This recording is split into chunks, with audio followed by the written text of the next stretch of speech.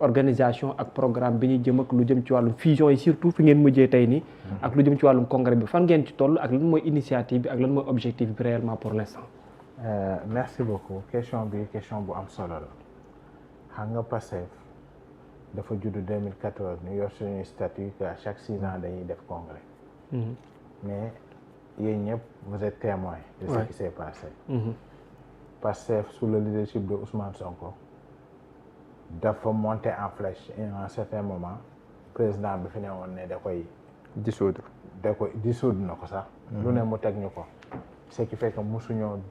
am jot def réellement benn congrès cette année nag président Sonko ne non c'est fini dañuy day tooñ boppam sax naan gars yi maa ngi nii depuis ñaata at alors que 6 ans la waroon def donc il est absolument important ñu def suñu congrès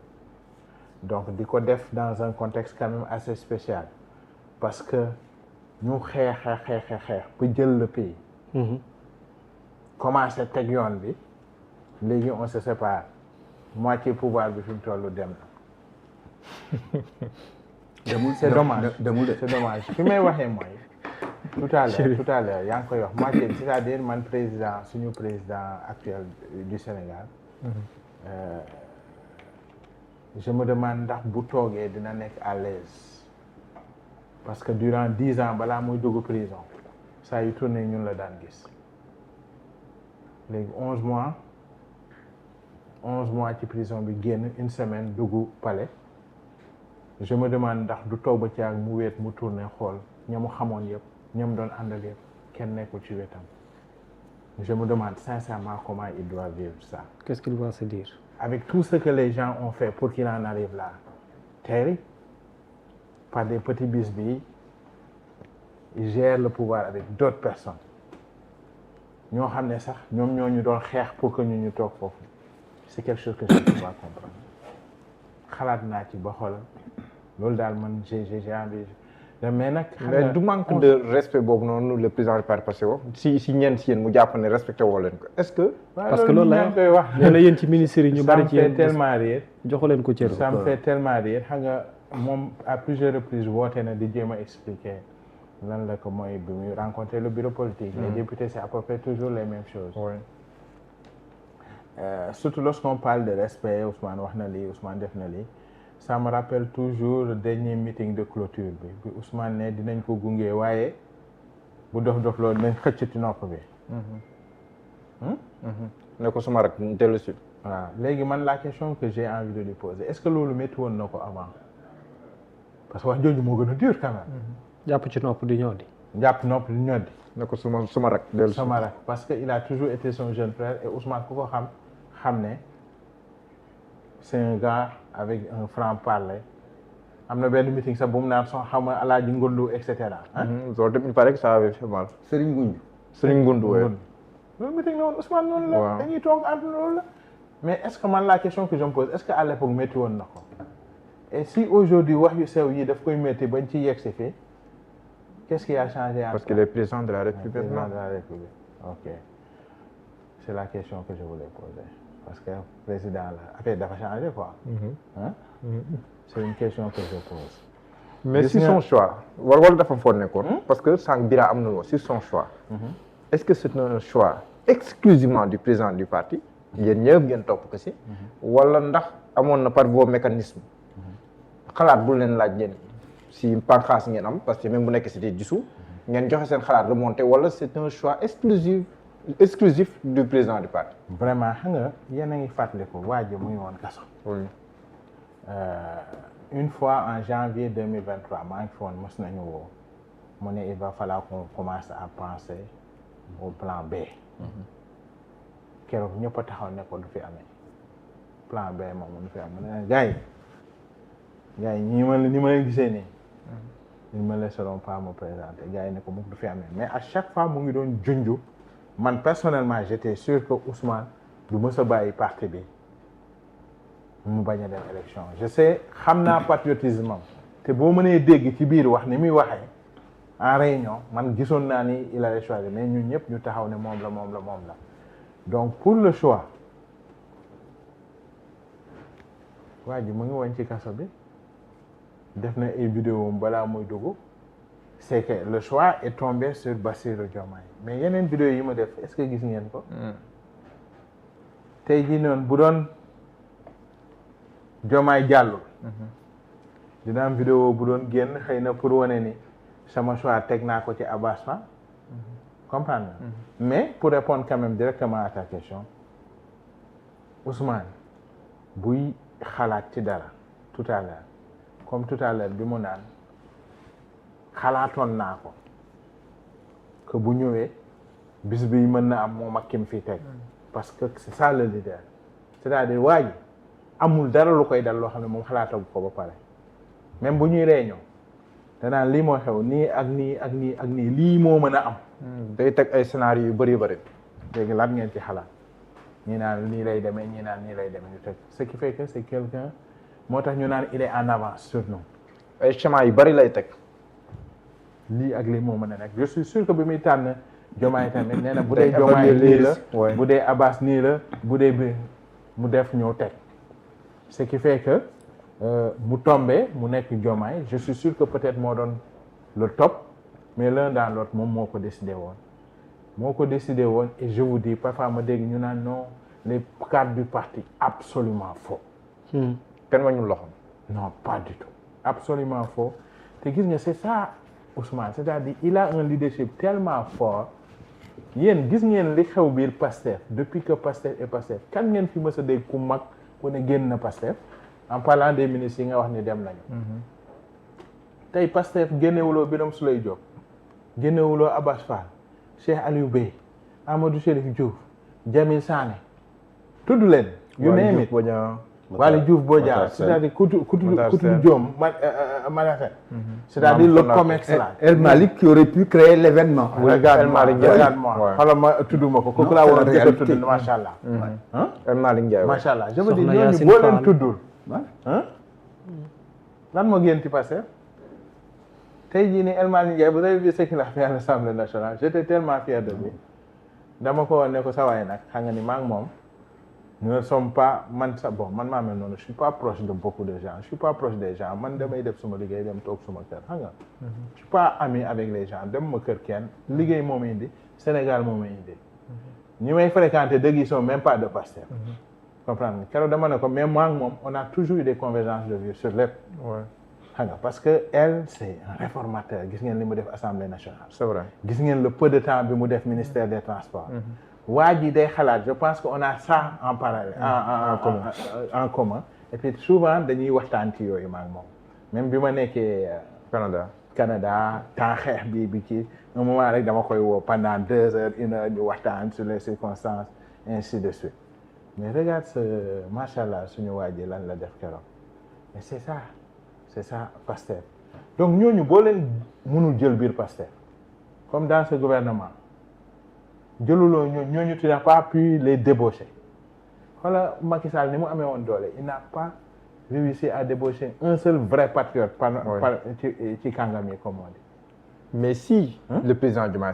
réussit cela loo xam ne ni wax nga ko Macky Sall li muy mën politique yëpp jéem na ko boor bu ne defu ko président Macky Sall en un laps de temps mu téye lii président Diomaye astafurlah lu mu téye wax ma man loolu laa lay moins de 4 minutes 5 loolu laa lay jéem a problème 5 wala 6 sa waay ministre ak ministre am de fii parti bi dafa am histoire dafa am ay première division ak deuxième non parti bi dafa am histoire quand même parti bi dafa am histoire nañu waxante dëgg Yankhoba Diémé Moussa Balla Fofana jéemuma xeeb Alioune Dione le Baye Fall de votre parti politique ñooñu nga fi tudd yëpp wax ma ci kan moo ci am un rôle de responsabilité ci biir parti bi ak lan lañ daan def ci parti bi wax leen faut pas rêver le parti Pastef dafa am socle Yankhoba Diémé nekk woon coordonnateur Sédhiou. quand même non fait Bignona moo nekk coordonnateur waaw moom coordonnateur la waaw moo responsable mais dama la bëgg a wax ni parti bi dafa am socle tey ñooñu nga fi tudd yëpp kenn du fi membre COMEX te ñooñu xam nañu ne comité exécutif bu ñàngee ba ñàng ñooñu ñooy toog waxtaan ñooñu nga fi tudd yëpp gis nga waxtaan yi ñu wax négociation ñooñu ñëpp est-ce que kenn doon na toog ci table bi c'était des frères patriotes ils ont fait leur choix d'accord ci choix yi te ku ci dem tamit sa bopp nga demal de gis ngeen liñ nekk di dund et je suis tellement fier des patriotes gars yi amatuñ sax cabine. c'est que man li ma neex si Chérif mooy moom il n'est pas dans le politiquement correct. non mais damay wax li ma xalaat rek est-ce que yaa ngi comprendre. non loolu maa neex si yow. damay wax li ma xalaat parce que àdduna noonu la. man je suis pas dans les affaires là. Et c'est une autre manière de faire la politique. non moom il est man vous faites la politique on a l'impression que tu causes. mais gars yi dañu naan tubaab saa yi dañu naan. waaw parce que moom voilà moom. gars yi dañu naan tubaab la quoi tu comprends. mu dem li nga yàgg ay Canada bi. waaw man ne saa yi moom dañ bu gars yi di layam day ñëw mu dóor ko ci dëgg bi. c'est comme ça que je fais même au bureau c'est comme ça que je faisais dañuy ñëw teg réunion ñi ñëw lang damay tooñ toujours bu ma ko waxee ñëpp dañuy reetaan dañuy ñëw un sujet bien défini nga gis gars yi doo seeni TDR objectif spécifique objectif hey copain drapeau bi qu'est-ce qu'on fait concrètement boo xoolee la journée nationale de la diaspora sama directeur des Sénégal directeur il fait une présentation il vient me le présenter ma xotte tac ne ko voilà les objectifs voilà ce que nous voulons faire pour chaque objectif définis-moi 2 ou 3 projets yoo xam ne c'est ça qui va nous aider à atteindre les objectifs noonu lañ ko présenté. loolu moom pragmatisme la quoi. non day leer ça on est trop dans les théories gauche droite là et cetera man newuma ci loolu saa ñun fii leneen indiwuñu fi lu dul. non bi lay doogaa nommer sax foog nga nommer séminaire yow da nga ne woon doo séminaire. parce que lépp a ngi si tiroir. j'ai fait 2 ans. et Dieu sait que c'est vrai. c'est ce qu'il m'avait dit loolu je me rappelle suñu premier entretien bi defoon. 120 millions de budget. waaw ma ne pour dem wax la. parce que lépp a ngi si tiroir yi. ce qu'on doit faire nous le savons faisons-le pourquoi ñuy wër-wërlu. et puis on fait des séminaires sur les séminaires. c'est quoi ces affaires-là. lii waa ñoo xool si lépp rek ñu ne dañoo war a wax séminaire waaw d'accord kaay la ñu séminaire pour xool nan la ñuy wàññee séminaire. exactement ça donc man am nga li Chérif wax. David Diop daf ko synthétiser si benn poème. dans les villages climatisés autour de boissons fraîches la bonne conscience savoure ses repos. non c'est léegi par rapport au passé ak voilà bracelet yeeg donc comme ni ma ko waxee. donc finalement am na ñu dem mais xam nga ni tarafatay ay na wàññeekuwul biir Pastef ñooñu ils auront du mal am ku ñuy yóbbaale parce que Pastef c'est une philosophie li ma gën a neex ci mbir mi mooy c'est ça le leadership transformationnel c'est-à-dire booy yi dañoo guux discours bi guux idée yi ba xoolal chez nous Pastef kan moo ma gën a gore sa morom loolu la ñuy xëccoo c'est les députés qui appellent le jeune Thomas Sankara Faye bi ñuy wax moom dañu kii rek moo am Momar Talla ne ko ñëwal jël sa poste ouais c'est vrai dégg naa Momar dafa ma ne dafa def quelques semaines ne ko grand man damay bàyyi parce que le système est toujours là. waaw dégg naa moom nag genre révolutionnaire yooyu noonu c'est vrai. façon nit boobu ngay gis Pastef gis nga comme ni may waxee tey muy jour bu historique comme j'ai dit malgré li ñu dal ni quand même parce que c'est regrettable des grandes organisations politiques 60 décidé ni dañuy dugg Pastef et pas n'importe qui nag quand même parce que tey ku mel ni Dame Mbodj Dame quand même dans ce pays-là il représente et il pèse lorsque Dame parle nit ñi dañ koy déglu Madame Aïda Mbodj cette dame-là a toujours été là mais politiquement à Bambey ñëpp xam nañ ce qu'elle pèse doyen Habib Sy et j'en passe ñëpp ne Ousmane Sonko te boo déggee seen discours yi ce qu'ils disent de Ousmane mais mooy li may wax au début c'est-à-dire ñëpp dañ ko nangul que c'est un leader incontesté et incontestable et que ni moom moo war a mën a yóbbu Sénégal à un certain niveau donc on est content président Diomaye ne yéen lii boo leen ko moytuwul dina yàq parti dégg naa gars yi di wax loolu et comme je dis moom sax fekkee na xam ne naka la ñuy doxane je comprends doyen lorsqu'ils disent on peut accepter messianisme parce que mu ngi ñëw ci définition étymologique mais man surtout ni ko ñi jéem waaw maanaam benn waay boo xam ne ni du juum taxaw jël def ko benn waxal nii wax nii dañuy réunion suñu réunion yi taay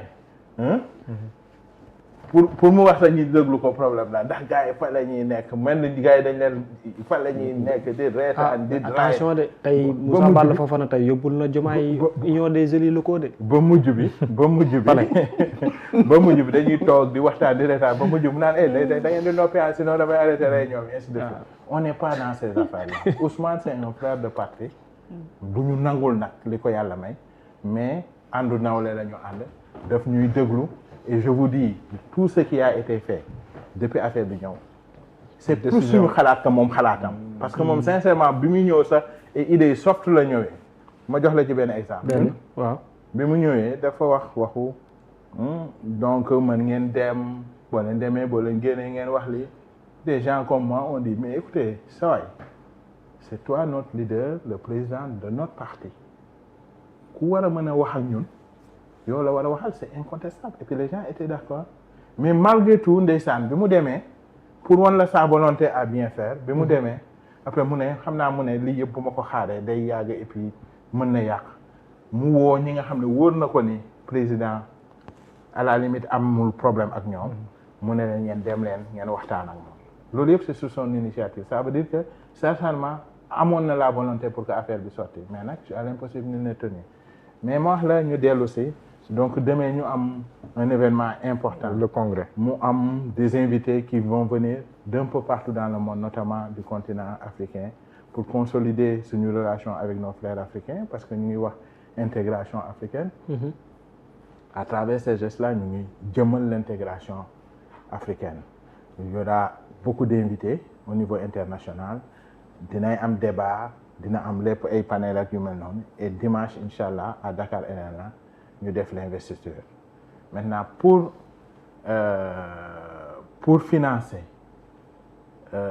mais fusion bi mën nga taxaw ci fusion bi tuuti pour aujourd'hui beaucoup de questions qui se posent yenn profil yi boo ko apte yi ñu gisul ñu ne yebaale nañ wala déet yow est-ce que mën nga ci jox plus d'informations on n'a pas vu Gakou astafurlah on n'a pas vu Déthié Fall on n'a pas vu Moustapha Bamba représenté par waaw ils ont dit que dañ leen représenté oui mais je voulais beaucoup plus de détails comme yéen a fa nekkoon te xam ngeen peut-être li xew sous-entend quoi voilà lan ngeen ñu ci mën a jox comme explication tey dañu ne ñi nga xam ne bëgg nañ fusionner nañu ñëw waaw mais beaucoup quand même puisque affaire bi biñ ko convoqué yàggul ils ont demandé ñu may leen temps ñu wax ak seen base balaa ñuy ñëw sa waay xam naa li nga bëgg mais gis nga fi léegi quelque temps dina leer nañ donc ñun dugguñ ci gouvernement bi ñoom ils sont en train ils sont quand même libres le mot d'ordre c'était pour les gens de Pastef parce que Ousmane moom xam na ñan la yële quand même donc le mot d'ordre c'était pour nous mais logiquement quand même boo àndeek ñun xeexandoo ba yegg si fii man j'aurais attendu de ñu taxaw am les mêmes positions man loolu laa doon xaar personnellement quoi waaw personnellement mais amuñu ko on verra je sais que nag ñu ci bëri ci ñoom il parlait ñu ngi doon titiller de fusionner avec nous loolu moom c'était sur la table mais affaire bi amee génn waxatuñu lu ci jël on verra waxuma lan moo tax ñëwuñu tey waaw xaw ma kan ak kan moo joxewul excuse mais je suis sûr que conseil des ministres bi tey aussi conseil des ministres il peut y avoir différentes raisons mais je sais que tëjuñu buntu yi d'accord mais on verra ce qui va se passer mais pour man logique nangu woon na ñu ne Ousmane dugul ñu taxaw ne président de kërëb mais man na ma leen dara man patriote yi laa gëm de ça je vous le dis c'est très clair ñi ñëpp Ousmane joxul leen ci benn explication bu mu wax ak ñoom ci pet wala non am na ci yoo xam ne nag sa waay du fii lañ koy exposer mu ngi waxtaan ak ñoom essayer de comprendre donc ils ont pris leur décision de toute façon le mot d'ordre en tant que tel ne les implique pas suñu mot d'ordre la à nous Pastef et ce mot d'ordre là machallah a été respecté par l'écrasante majorité des gens de Pastef. d'accord mais apt yéen seen xel dal na ci apt est-ce que yaakaaroo ni président Diomaye dès l'instant que wut na ci ay mbokk Pastefien ñoom ñu am benn racle buñ ko kii parce que loolu du ko baale loolu moom du ko fàtte léegi est-ce que coalition Diomaye du mooy wëlbati ko dem di jukki ci coalition apt parce que nag dama lay wax benn affaire man apt gis naa fa ay nit yoo xamante ni xam naa leen c'est des mange-mille te xam naa xam boo xamante ni jamono yi 2022 2023 2024 non lu ñu waxul ci Sonko ak ci Pastef amul te dañ ko doon bind di ko assumer kenn tey dama ko message ma ne ko yow laa gis ci apt bi mun ma wëy parce que wëy dama dem ba ci biir je peux même lire ce message dama dem ba ci biir et puis dama xaw a changé waat sax idée ci ñoom man ko non mënul nekk man ko bi nga may bombardé ay texte pourtant nee woon naa la yow da nga focaliser wu ci la personne de Sonko est-ce que affaire bi nit la avertiroon naa la tey nga dugg apt mu ni ma non ba fa ma nekkoon fa laa nekk ay violence d'accord ma ci man ko non dafal naag pour jaxase waxu Sonko nga ma doon wax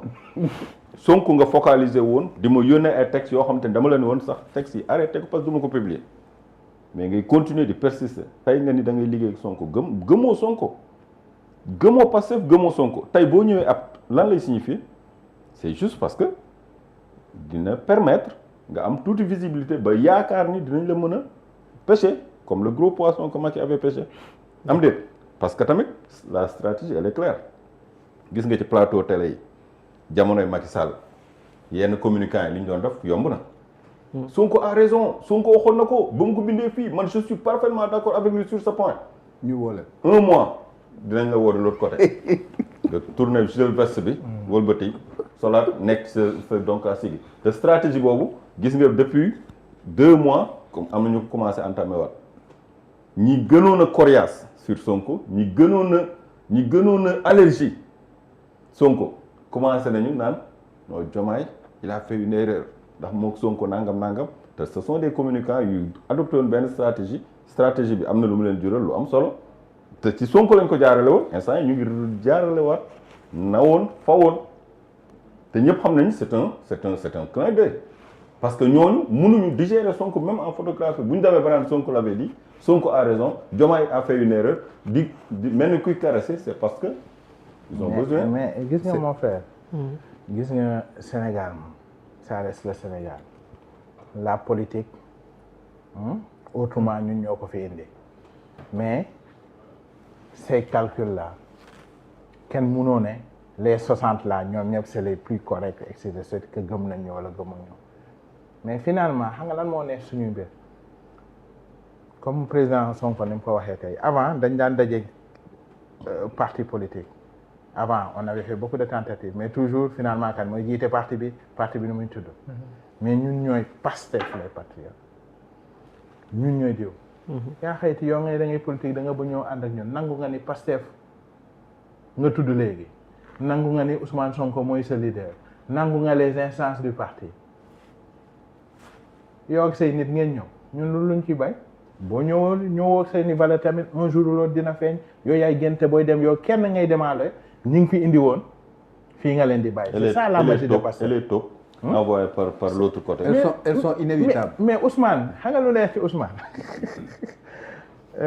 gis nga Ousmane li neex ci suñu leader wax ji ci kaw mooy Birama mooy bi ci biti pratiquement non Ousmane Sonko laay waaw ok je veux dire wax ji ci kaw comme les taupes là Ousmane na bu lu muy wax de kon li muy wax suuf la wax si kaw pratiquement man bi may dugg Pastef waa ji ma woowoon ne ko man waa ji daf ma intéressé parce que dégg naa mas nga liggéey ak moom qu'est-ce que tu penses de lui mu ne ma li nga gis ci télé bi loolu la dans le sens où c'est quelqu'un qui dit exactement ce qu'il croit il n'est pas dans les critiques double jeu double langage double jeu c'est quelqu'un de solide wax ma benn histoire bu extraordinaire boo xam ne digganteem ak Ousmane loolu bokkoon na ci li ma gënoon encouragé à adhérer donc topp ainsi de suite ñun actuellement jusqu'à présent les Adjuma Sow sont dans nos groupes je pense que démb lañ koy doog a génne Adjuma Sow wax na ko jusqu'à présent bind na leen sa yéen ñu yor dem congrès ba suba jusqu'à présent xoolal foog naa démb lañ koy doog a génne malgré coow li yëpp pour wan la ni ñun amul on a rien à cacher suñu lépp dafa leer dafa transparent léegi yaa ngi wax wala demain adduna bi ils vont se retrouver juste presse nationale ak internationale extraordinaire parce que c'est Pastef moo toll foofu suñu leader moo toll foofu te ñun à chaque fois dañuy wane waat suñu bopp Ousmane bi mu demee Assemblée nationale mu ne j'accepte je suis le gardien de la révolution man ma toog sama kër ma xalaat ma ne nangul nañ ko le gardien de la révolution parce que dafay expliquer comment il a tenu le pouvoir pour yenn yàqu-yàqu yi di ci am primature bi mais man ma ne non on ne va pas se limiter à lui reconnaître son rôle de gardien de la révolution au-delà de le gardien ñun on le déclare comme le guide de cette révolution ci laa imaginé les Pastef guide de la révolution ma woo ki ma woo ne ko de toute defal façon les deux concepts vont de pair ouais ils vont de pair mais il y a une différence dafa mel ne tey jii rek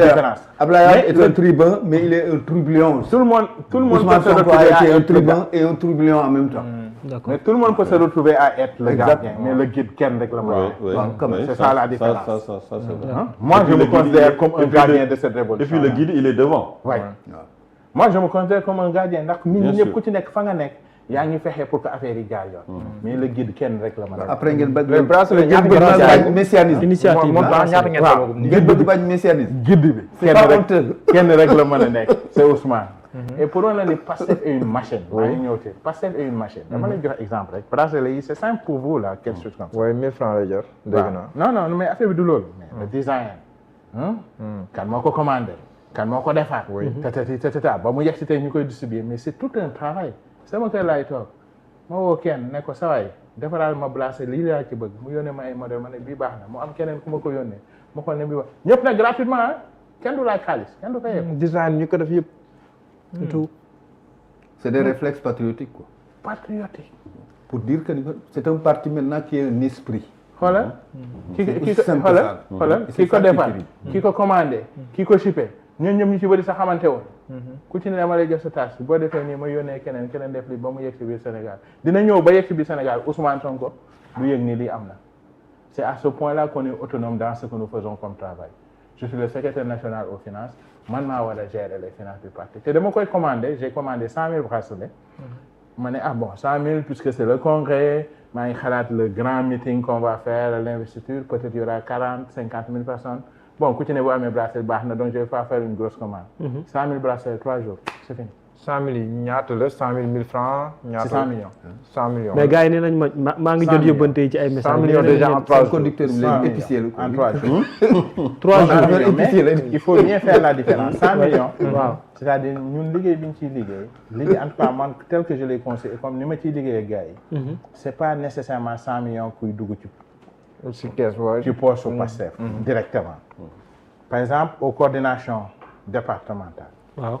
dama leen koy jox à 500. ah d'accord ñoom ñu jox ko commune à 750. ah d'accord donc ku ci nekk da ngay ku nekk da nga ci am suñu influenceurs yi ngay gis nii rek ku ci nekk am nga pourcentage. parti bi va se retrouver avec peut-être 70 millions. ouais je comprends mais yeneen 30 millions yi ci poche parti bi lay dugg ou bien des. mais 100 000 moom jar na 100 millions yi day jar. 100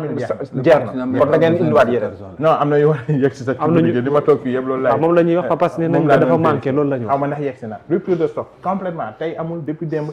en 3 jours. mais temps xeex bi doon naa jaay 400 000 bracelets en 3 semaines. mais loolu boo defee corrélation bi ak carte yi ngeen bëgg a jaay. oui carte yi ngeen bëgg a jaay ndax mën na def corrélation bi parce que ku jaay 100 000 en 3 jours carte bi si gën a yomb fii Sénégal ñaata lay jar. 1000 francs kon ndax jàpp nga ne kon boo defee parallélisme bi war ngeen mën a atteindre parce que président Diomaye nee na wóoru sax ngeen atteindre 1 million. même 500 000 bàyyi ma wax la quelque chose qui est inédit. ma mère ndeysaan sama yaay ki ma yar man parce que man sama yaay gaañu na. maa ngi koy rendre hommage ici c'est une dame qui a vécu dignement toute sa vie ndeysaan elle m'appelle démb ou avant-hier ne ma am la may wooye am fu seen carte yi toll carte de membre bi damaa bëgg a jënd elle a 70 ans jëm kaw parce que xolam moo métti par rapport à ce qui est en train de se passer mu ne day jënd carte de membre koo xam ne une grande intellectuelle qui a fait le monde entier ñibbisi xalam musul xalaat dugg biir politique c'est à ce point-là que Ousmane Sonko a atteint les cœurs au Sénégal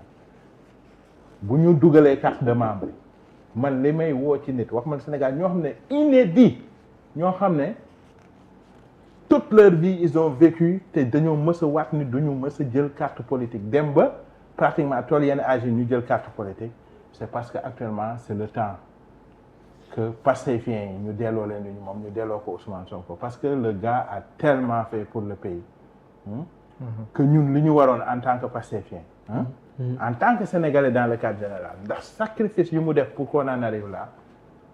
mooy ñëpp jàpp ci rek yóbbu ko parce que le destin du Sénégal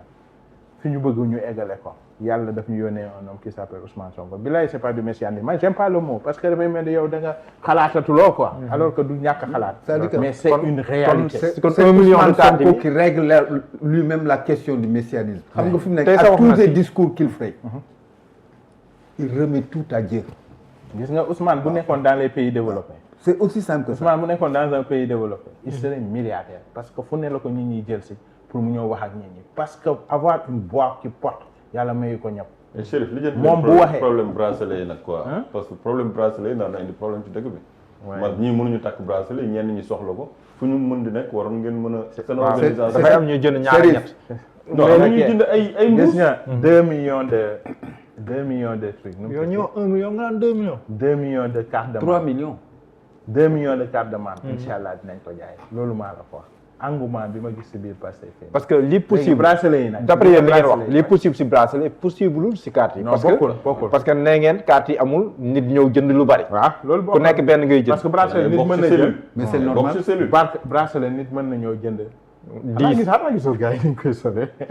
yaa ngi gis ku ñëw jënd ça am na koy da siy boole leneen quoi da siy boole ay leneen quoi ay kookali noonu yi quoi genre yooyu. non mais c'est avec da ngay gis ko takk fii ba fii. c'est avec genre aji ndaw bu kaw la daf koy maye en fait. non du ko may aji ndaw. ah bon non day takk non c'est vraiment du kookali fierté la. mooy kii à Genève. fierté la waaw parce que ñi dañuy toog ñu ne gis naa quoi. xool Ousmane ni mu sonnee ci réew mi. parce que ni sonnee ci réew mi. ñu mel ni ku koy neewal doole tey jii nii est-ce que yaa ngi imaginer notre président Ousmane Sonko ak fi mu jaar ba joxoñ nit qu'il est président de la République la dernière des choses que les gens pouvaient s'attendre c'est que moom ñu naan dàq nañ ko ci nguuram bi nga xam ne daanaka on peut dire que c'est lui tu vois c'est ça fait mal au cœur loolu moo tax nit ñi nag lépp lu jëm ci Ousmane maa ngi gisoo maa ngi seetaan benn vidéo booy bi dafa ñëw taxaw mu ne mais yéen a parce que xanaa xamu leen Seydina Ousmane naka ngeen di indee bracelet muy jeex après mu déconné foofu. mais c'est à ce point là que les gens l'aiment et maa ngi ñaan yàlla ñun ñëpp ñu dund ba fekkee. 2019 ñu constaté ko def ko enfin. 2029 léegi suba congrès samedi 2029 enfin ce qu'il mérite. et c'est d'être président de la République de ce pays. samedi congrès. dimanche investiture. te ñetti at moo tax suñu diggante. élection présidentielle. Non, il faut faire la différence. Pas investir en tant que mais loolu tamit xam nga candidat. Non, il faut faire la différence. mais dañ ko teg ci contexte. mais xam ngeen investiture bi loolu lay teggi si jotam. non, c'est pas ça. waaw léegi waxal yéen déjà yéen a ngi wax Sonko 2029. ça ngeen ne da ngeen investir. c'est pas ça man par contre. je vous dis. ñun bu ñu neexee ñu wax ko. parce que il a toujours été notre leader incontesté et incontestable. gis nga en 2023. bu ma juumul. le 20 juillet 2023 fekk na man maa ngi ñëw fii mois de juin. fekk gars yi di ma wër ci àdduna bi. ma fexe ñëw ba Sénégal dugg ba génn gars yi gisuñu woon.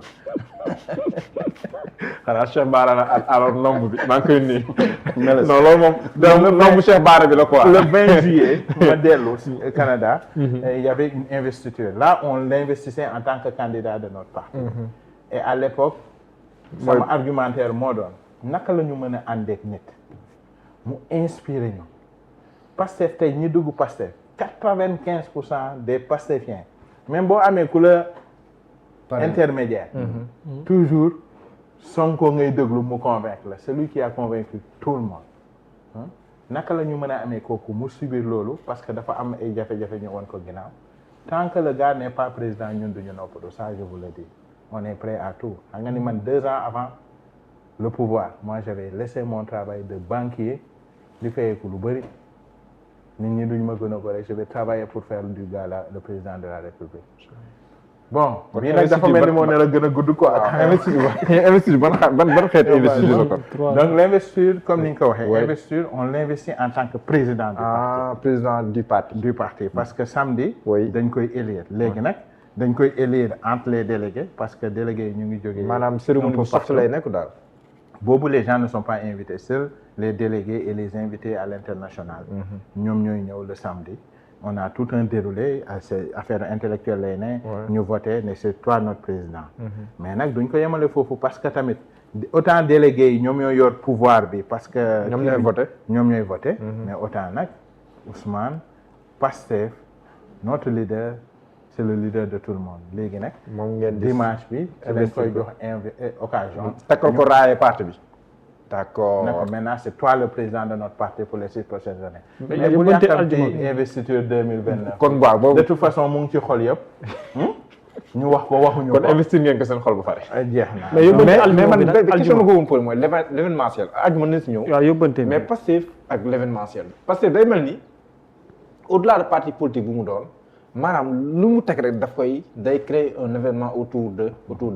lan la non mais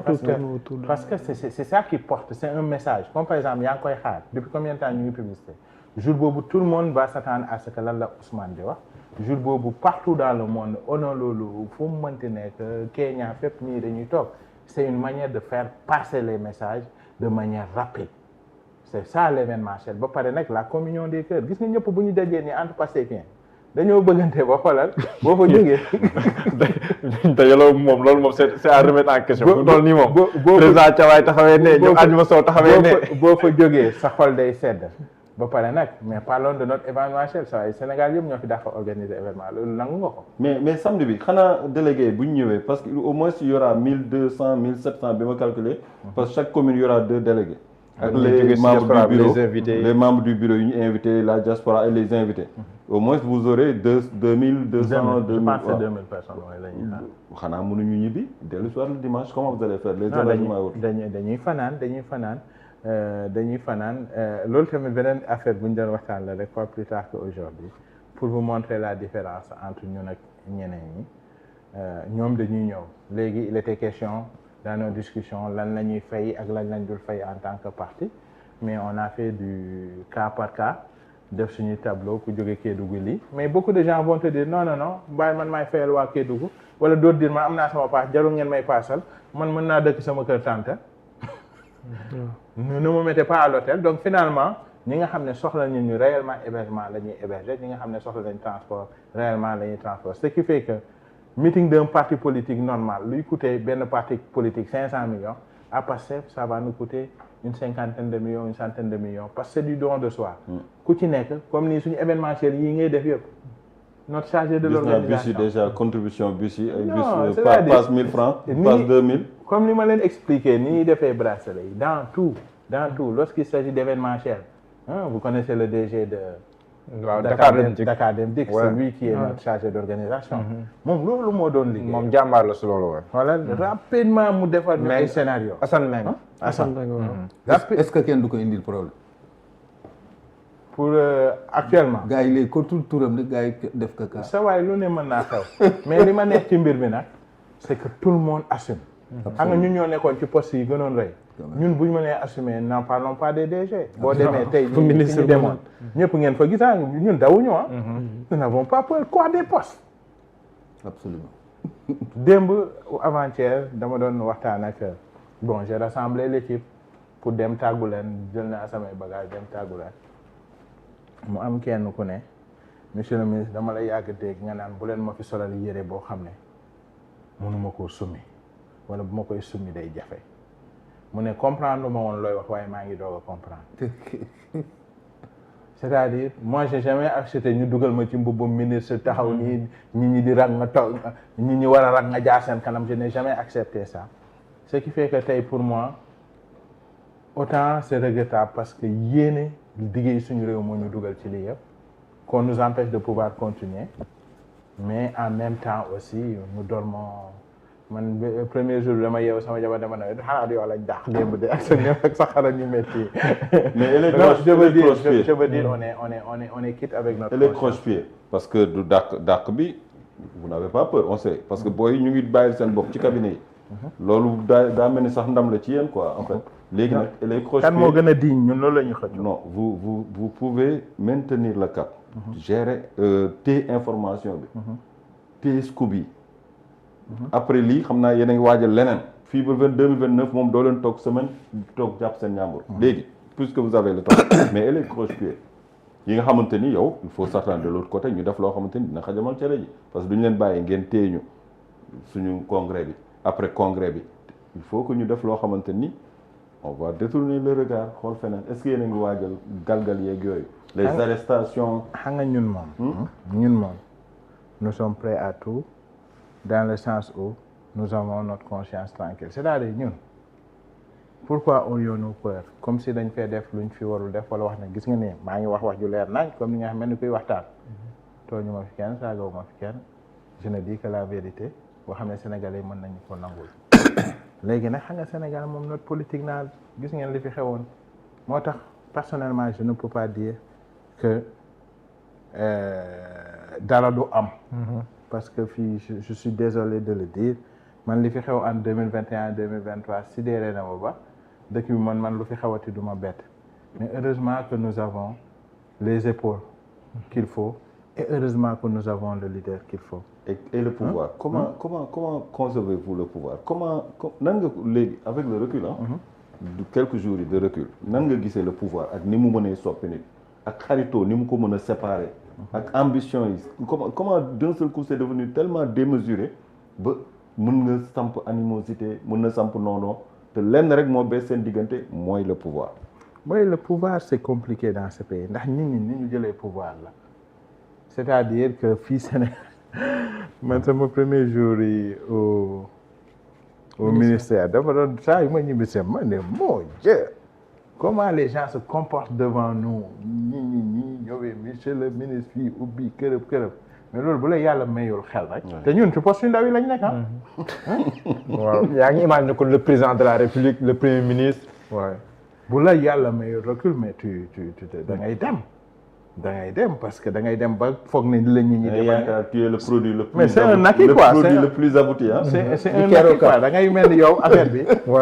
c'est normal quoi sa yaay moo ko liggéey quoi tu comprends les gens là dañu war a incliner au devant nous mais nag et vous avez bien vu Ousmane il n'a pas changé ça je vous le dis Ousmane Sonko il est resté le même comme pour revenir à ta question ñun man nee naa sama soxna ñu ngi doon waxtaan ces perspectives est-ce que dañuy dellu est-ce que dañuy toog ainsi de suite parce que man j'ai vécu 17 ans au Canada samay doom sama taw sax mu ngi foofu donc tentation bi mën na neex ñu ne dañuy dellu parce que foofu am nañ fa kër am nañ fa lépp mën nañ dellu rapidement bu fekkoon dama bëgg a réinsérer professionnellement ça se fait très facilement quoi parce que lorsque tu as une certaine expérience ça se fait bien quoi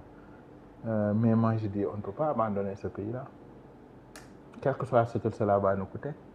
dinañ toog ñu fight ko et on va réussir à changer le pays man dama gëm ni c'est notre destin yàlla daf ñu yónnee un leader et notre rêve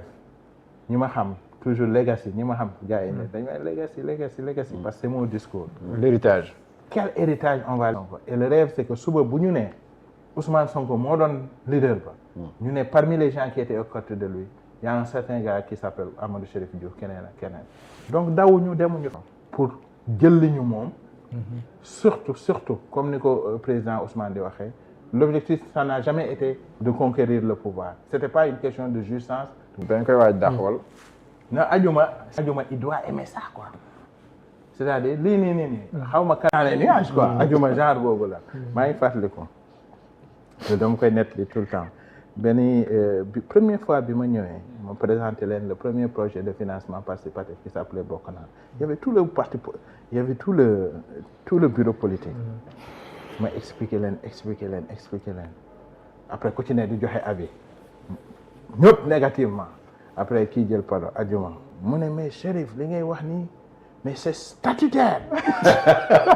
ma ne mais waa ji il parle de quoi lui il faut qu'on change les statuts du parti bu ñu naree demander gars yi ñu continuer bon moi je l'ai toujours considéré comme un genre de philosophe théoricien quoi moo tax je pense que lii daf ko neex quoi. waaw neex na ko quoi. di teg ay débat gars yi di kii wax nii xam nga waaw di susciter ay sujet ay débat ak yooyu noonu quoi. sincèrement moi je le prends pas au sérieux boo bëggee dégg. comme preuve jarul dàq. non bon jarul dàq il faut que bon faut pas qu'on le laisse ici mais nañ ko bàyyi muy wax quoi nañ ko bàyyi mu génn di wax de. mun leen ko tere wax yam na leen ko faire au monde. waaw c'est ça quoi.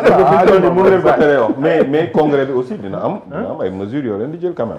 non pas nécessairement congrès bi lenn moo ñu fa yóbbu. remobiliser fal le président mais après le président a la responsabilité de restructurer le parti def li mu war a def et il l'a déjà annoncé. d'accord léegi ñu dem